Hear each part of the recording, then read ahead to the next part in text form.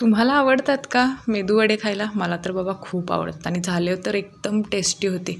चला मग बघूयात कसे बनवलेत आपण मेदूवडे. तर इथे मी 1 वाटी डाळ घेतलेली आहे. ती डाळ स्वच्छ 2-3 पाण्यात धुवून घ्यायची आणि मग आपल्याला 3 तासासाठी भिजायला ठेवायची ती डाळ. डाळ भिजायला ठेवली तर अशा प्रकारे आपण इथे आलं, लसूण, मिरची, कढीपत्ता आणि जिरं घेतले. डाळ आपली बघू शकता 3 तासात एकदम टम्म फुगलेली आहे भिजून आणि मस्त भिजली. तर अर्ध्या प्रमाणामध्ये डाळ अर्धी आणि ते बघू शकता तुम्ही आपण जे लसूण, मिरची, जिरं आणि कढीपत्ता घेतला आहे ते अर्धं आपण ह्याच्यामध्ये बारीक करणार आहोत. अर्धं नंतरच्या डाळीबरोबर बारीक करणार आहोत. पिठाची कन्सिस्टन्सी तुम्ही बघू शकता. पिठामध्ये पाणी घालायचं नाही आहे जास्त. अगदीच डाळ फिरत नसेल तर 2-3 चमचे हाच घालू शकतो आपण. टीस्पून एवढंच पाणी, जास्त घालायचं नाही आहे. बॅटर पातळ करायचं नाही आहे. जसं अर्धा आपण मसाला एकत्र डाळीमध्ये वाटून घेतला आहे. पिठाची कन्सिस्टन्सी तुम्हाला दिसतच असेल कशी आहे. एकदम घट्ट पीठ होतं. घट्ट असेल तर वडे पटकन असे पडतात. तुमचं जर पीठ चुकून सैल असं झालं, लूज झालं समजा पातळ, तर याच्यामध्ये तुम्ही तांदळाचं पीठ देखील ॲड करू शकता. पण तांदळाचं पीठ ॲड केलं तर थोडं म्हणजे कडक थोडेसे असे होतात. म्हणजे थोडा जो सॉफ्टनेस फक्त डाळीच्या पिठाला असतो ना, तो नसतो.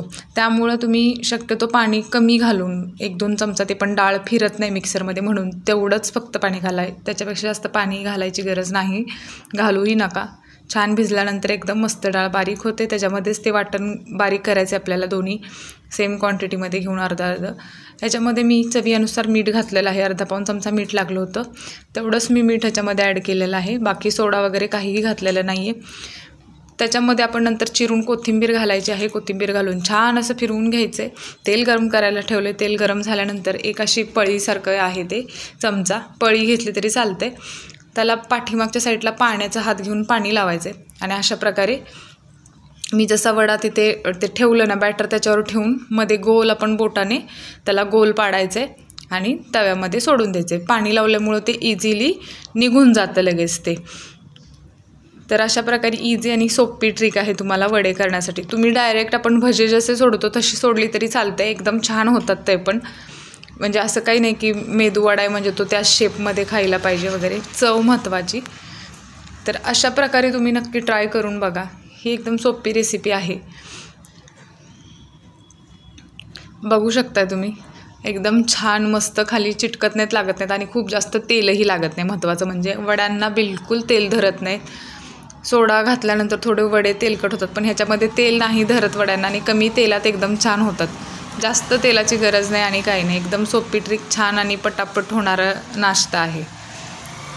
आपण सकाळी लवकर उठतो ना, त्यावेळी जरी डाळ भिजवली तरी 9च्या नाश्त्याला आपण वडे तयार करून देऊ शकतो. अशा प्रकारे एकदम सोपे, चविष्ट आणि मस्त हेल्दी आणि हायजीन म्हणू शकतो आपण. बाहेरचं तर नसतंच हायजीन एवढं, त्यामुळे घरी आपण अशा प्रकारे बनवून खाऊ शकतो. बघू शकता मस्त असे वडे एकदम रेडी आहेत, तयार आहेत. आणि त्याच्यासोबत मी सांबार बनवलं. तर सांबाराची रेसिपी मी तुम्हाला नेक्स्ट व्हिडिओमध्ये शेअर करणार आहे. इथे मी तुम्हाला वडा हाताने हे करून दाखवते, तोडून दाखवते. एकदम वरून क्रिस्पी आणि आतून एकदम सॉफ्ट आणि मस्त असं जाळीसारखा आतून असा फुगलाय, शिजलाय एकदम प्रॉपर, कच्चा नाही आहे, काही नाही आहे. बघू शकता तुम्ही इथे जाळी अशी सुटली आहे, छान शिजलाय, एकदम सॉफ्ट आहे आतून, वरून क्रंची क्रिस्पी. सोडा नाही, इनो नाही, काही न वापरता सिंपल आणि साधी रेसिपी. नक्की